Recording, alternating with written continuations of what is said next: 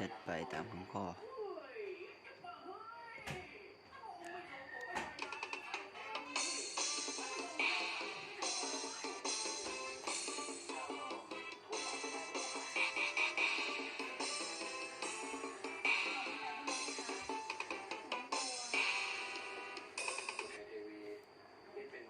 เจ้าจะได้เข้าเฝ้าเสด็จพ่อเสด็จแม่พี่นะ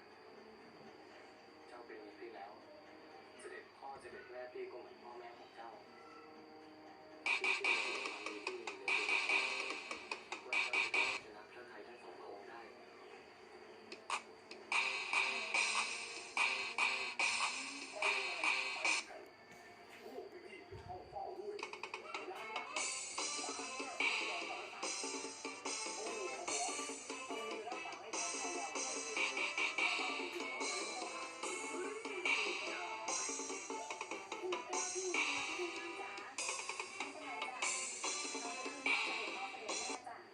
โอเค